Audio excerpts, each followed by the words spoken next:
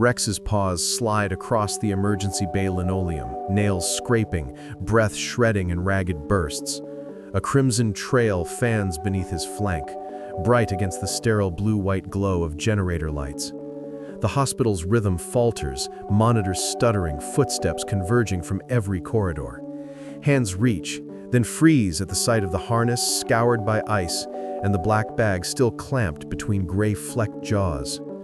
The old dog tries to rise, fails, and lowers his head as if surrendering weight he has carried too long.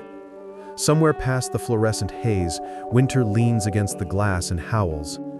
The lobby smell shifts from antiseptic to copper and fear. Onlookers sense it without words. This is not a stray. This is a soldier returning from a field nobody has mapped. Hours earlier, Pinewood's automatic doors parted like a wound opening to the night. The blizzard pressed inward, flinging ice like gravel, fogging the lobby in a cold, breathless veil. Rex limped through the threshold with the stubborn gravity of mission and memory, a dark silhouette framed by spiraling snow. His coat steamed where heat struck frozen clumps, leaving wet constellations on the tiles. People stopped, phones half lifted, conversations cut in mid-breath, as the black bag dragged and clinked with each step. The harness camera blinked a red ember against the storm's white roar, proof of witness and time.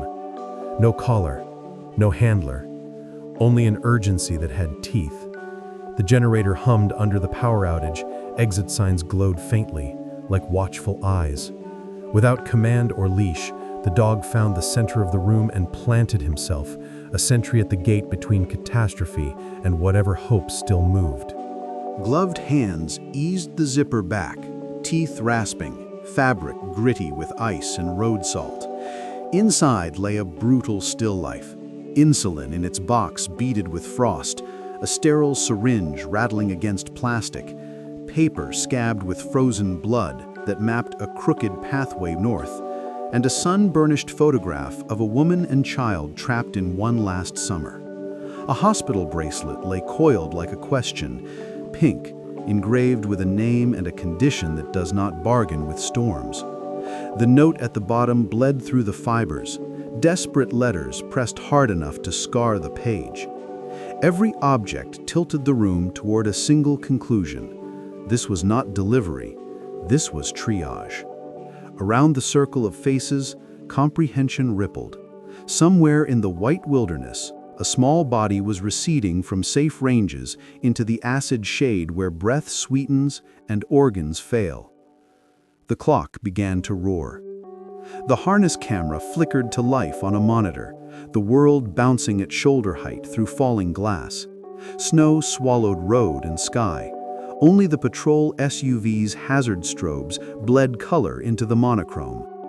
A figure moved ahead, heavy boots printing deep commas in powder, flashlight beam combing bent pines and a skewed sedan in the ditch. The interior of that car glowed with the pale smear of blood on a steering wheel, a purse overturned like a mouth mid-scream. Footprints, two large, one small, pulled toward the timberline. Then, motion ruptured the frame, a shadow uncorked from a trunk, an impact, snow exploding, radio skittering. The handler's voice fractured, issuing the last clean order of the night. The dog's world tilted, steadied, and turned.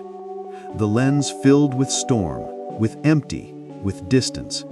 The screen froze on whiteness that looked like silence and functioned like a deadline. In trauma bay light, the officer's face surface broke a decade of memory. The lines were deeper, the jaw squared by years of duty, yet the eyes held a familiar, stubborn shine. Long ago, he had stood in lecture halls with a stethoscope he never wore professionally, a student who asked questions too sharp for easy answers.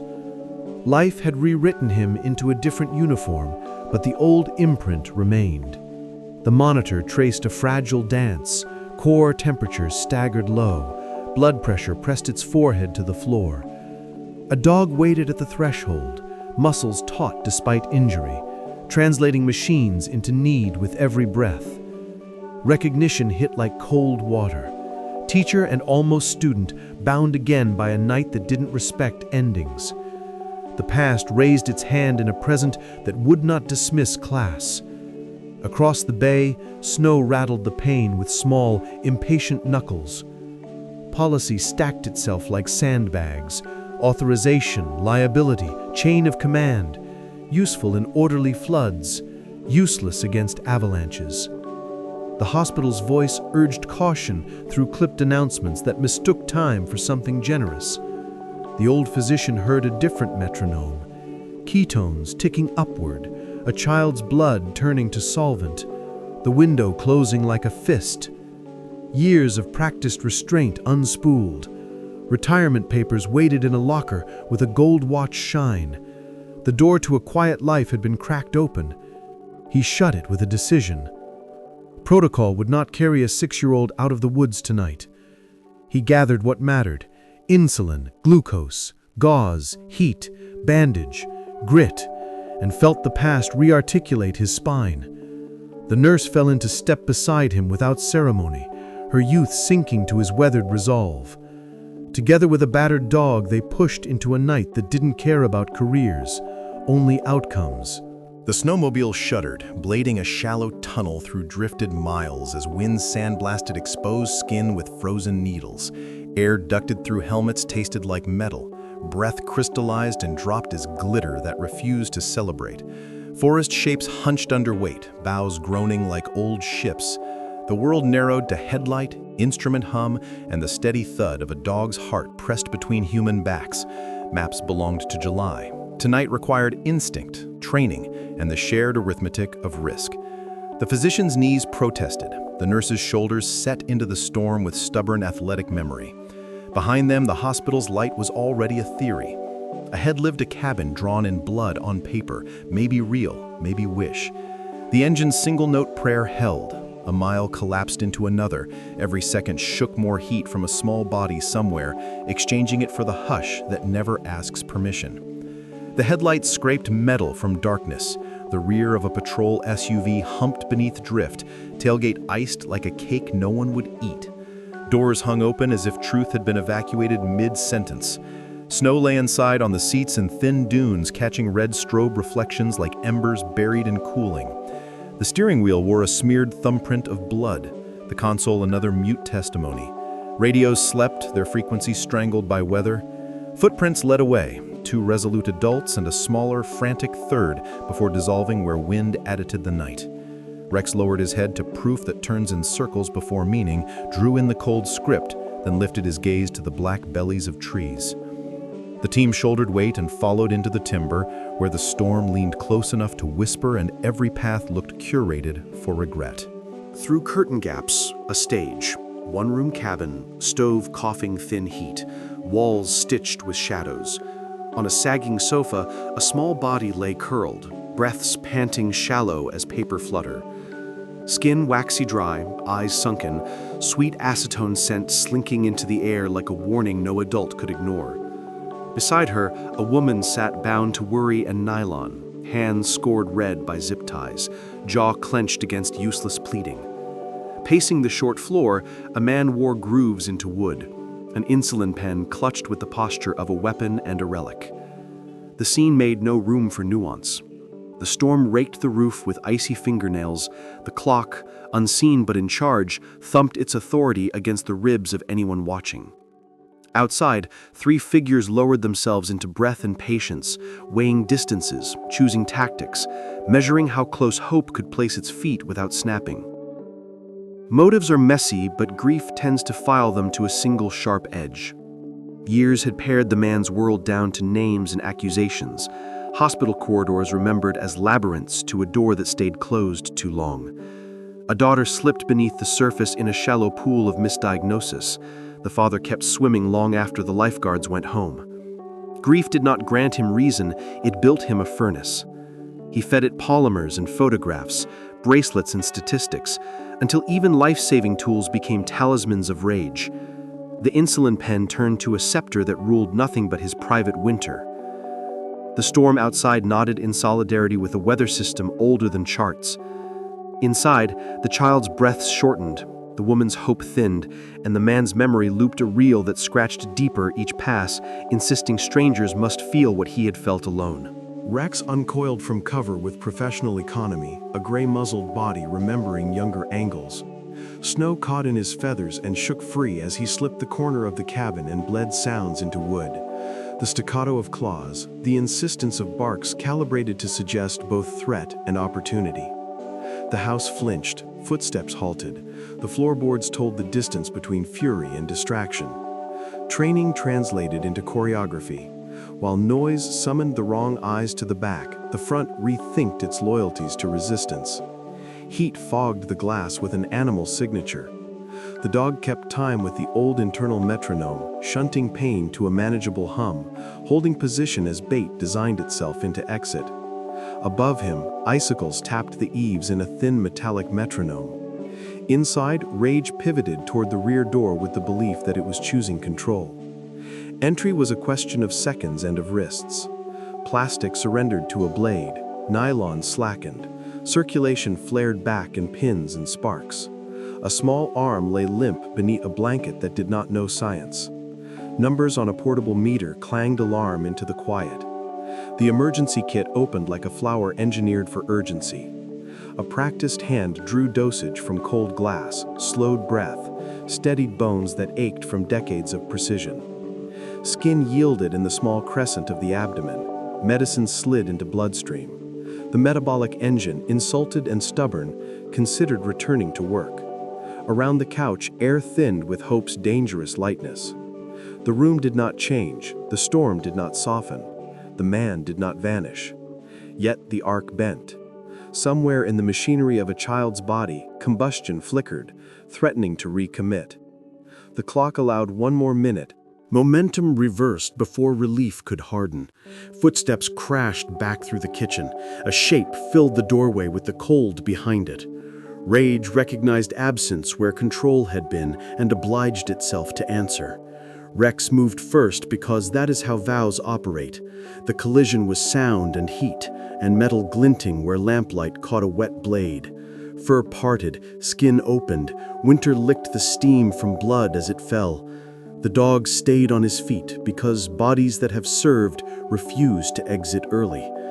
The man staggered, surprised to be opposed by something that did not negotiate. The room's edges sharpened. The woman grabbed the child, the nurse counted heartbeats, the physician measured options in a shard of a second. Outside, the night pressed its ear to the wall and listened as loyalty paid another installment in a long account. The woods accepted them, 3 shapes jerking through drifts, one bleeding, one balancing, one bargaining with a life that had learned patience. Above, snow weighed every limb into a slow hinge. Time extended just long enough for the geometry to become inevitable. Wood cracked with a report that rewired reflexes. In the instant before impact, the man who had orchestrated terror performed the only unambiguous act of the night. He threw weight into another body and traded places with the falling verdict. The branch drove through shoulder and pinned him to the cold like a specimen finally named. Pain flooded the clearing with static. Snow clapped its hands back into silence. The physician's training rose from habit to command, tamping bright red back into shadows, calculating where endings could be postponed. The dog watched, panting steam, understanding a ledger had shifted columns.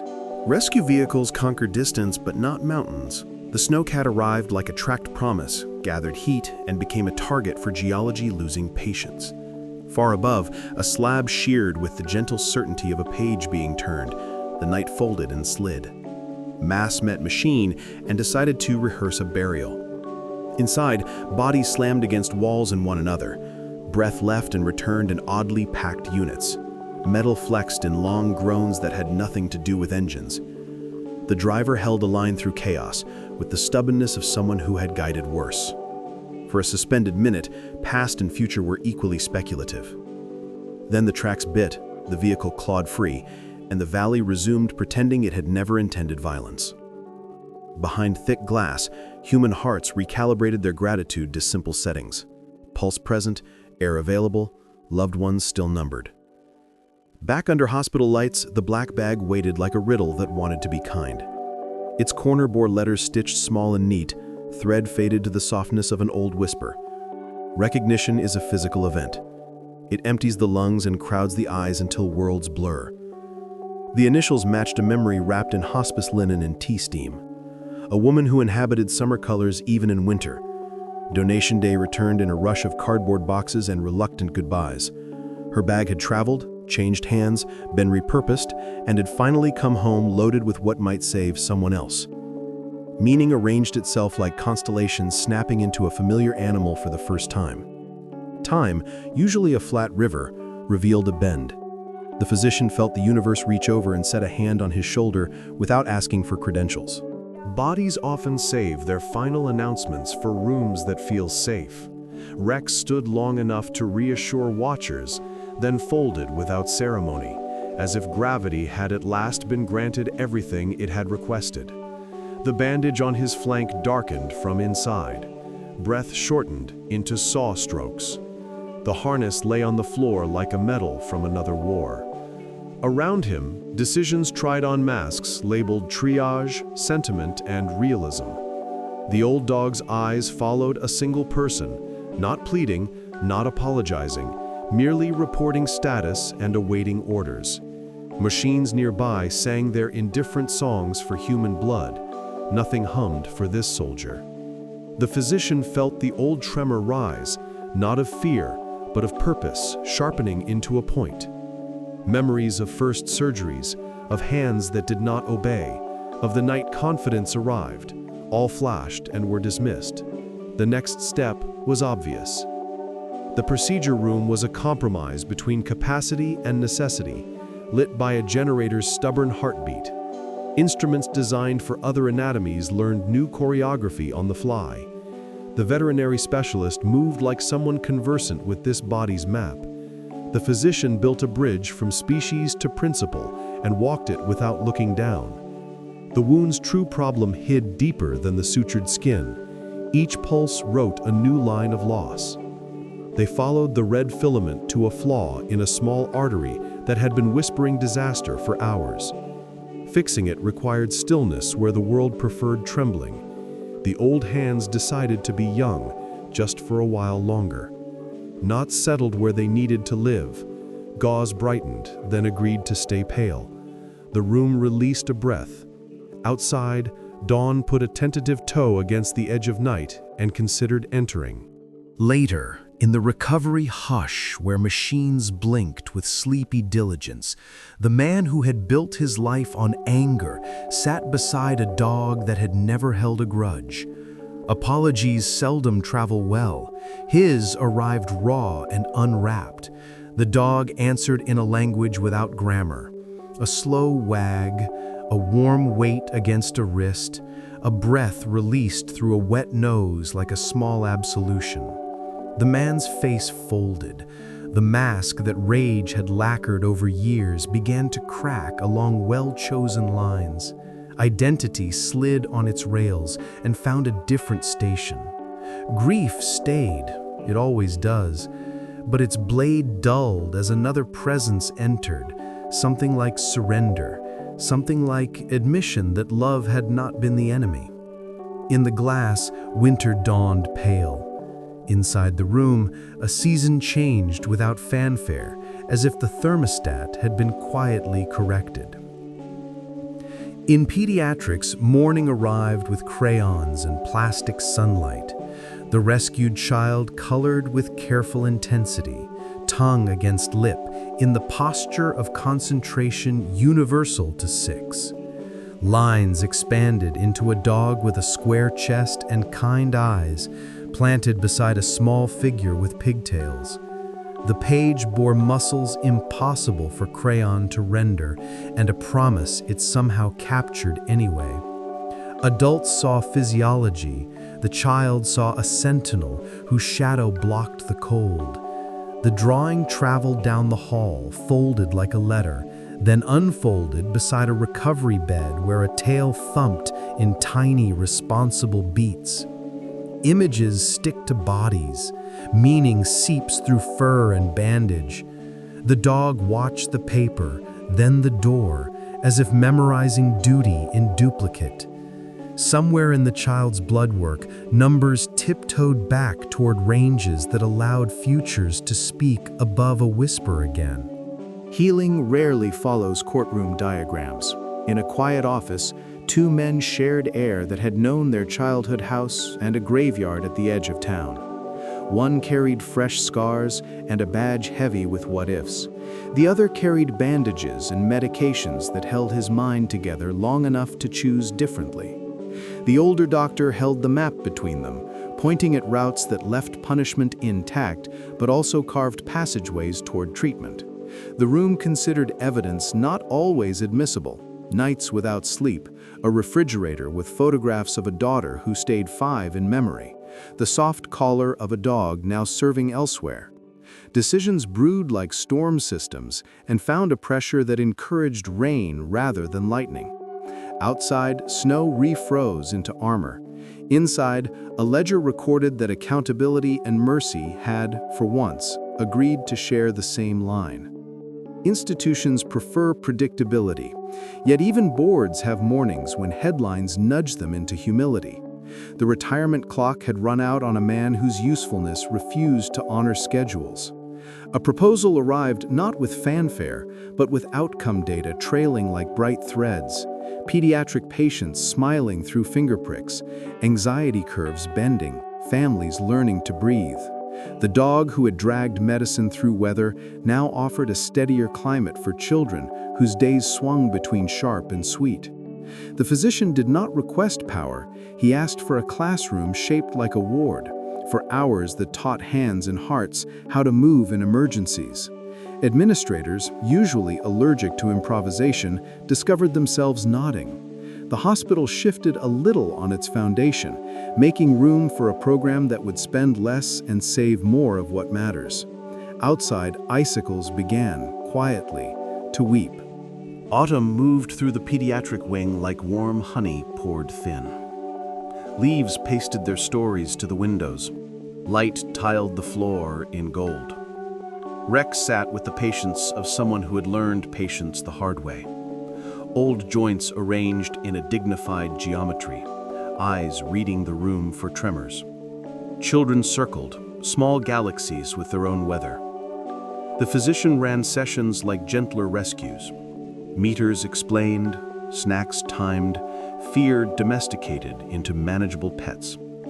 A dog lifted a paw on cue and partnered with laughter that moved hemoglobin A1C in ways textbooks never predicted. The storm still existed, but now it lived mostly outside. Inside, rituals piled up like blankets. Check, treat, play, repeat. Hope took on the affectionate weight of routine. The old dog's tail drummed a measured tempo, setting the beat for a choir of steadier hearts. The psychiatric facility landscaped its sadness into walking paths and small gardens where tough flowers persisted longer than they should. Monthly, a van turned in with a cargo more medicinal than any labeled vial. Rex padded across polished floors like a veteran entering a new assignment. Staff greeted him by name with a tone usually reserved for holidays. Group rooms reshaped themselves around his center of gravity. The man who had once mistaken fury for purpose appeared more grounded now, medication smoothing spikes into manageable hills. The dog leaned his weight into that leg, into that apology, into a future reassembled from smaller parts. Across the room, others watched and learned something they did not name. That absolution sometimes arrives on 4 feet and does not ask for paperwork. Clouds drifted, locks clicked. Choice practiced itself in low-stakes repetitions. In a letter stamped official and trembling, the woman who had wrapped herself around a child during a long night wrote a sentence that rerouted expectations. Support arrived not as absolution, but as a belief in treatment that kept harm from reproducing. She did not forget a blade or the taste of fear. she chose to grow something different anyway. Systems, startled into humanity, paused their punitive machinery long enough to consider alternatives carved by data and decency. The man's path kinked toward supervision instead of simple confinement, toward work that taxed muscles and saved his mind from static. The choice did not rewrite the past, it amended the future, a quieter accomplishment with wider echoes. On the pediatric floor, the child practiced counting to 10 while a dog matched tails to numbers. Somewhere, paperwork gave way to progress. Rehabilitation pulled the injured officer back through months of grit into a gait that felt almost like his. Guilt, more stubborn than scar tissue, learned to loosen in the presence of children who demanded attention in bursts and gifted grace in return. He began showing up not as a cop or a patient, but as a helper whose hands had finally found the right tools. In sessions, he handled supplies, refilled kits, told stories that left out the worst parts and emphasized the ways people can pivot without breaking. The dog tracked him in easy arcs, accepting this revised hierarchy where handler, friend, and volunteer collapsed into one. The triad became a small engine that idled quietly between crises, moving rooms toward calmer temperatures. Nothing flamboyant happened, and that was the victory. Days, stacked, unremarkable, and necessary as bricks. The monogram remained small, still intending privacy even as it acquired a public job. The bag rode a cart between rooms, its compartments now tidy with child-scale tools, stickers that functioned as medals, lancets that asked politeness from skin, juice boxes folded into orange triangles of rescue. Grief retooled itself into usefulness, the way carpenters turn fallen limbs into benches. The physician's hand brushed the fabric sometimes and felt both ache and ease, a duet that no longer needed to end in silence. Families noticed the careful way the bag was treated and understood without footnotes. Objects inherit the weather of their owners. This one now forecasted steady. In rare, quiet minutes, the dog lay beside it with his chin draped over the canvas, as if guarding history and tomorrow in the same gentle posture. Age does not only take, it edits. The physician's stride shortened but found more accuracy. The dog's leaps turned to measured rises that saved power for what mattered. Together, they patrolled the corridors like benevolent ghosts, refusing to leave the living alone with their fear. Staff learned that experience can be a warmth source. Interns learned to listen for wisdom delivered in small, unfancy packages. The building acquired new traditions: a paw on a knee before bad news, a hand on a shoulder before good news, a moment of ceremony before any needle. Jokes developed calluses from kind use. The pair became fixtures, not as relics, but as infrastructure. Pipes hidden in walls, carrying comfort.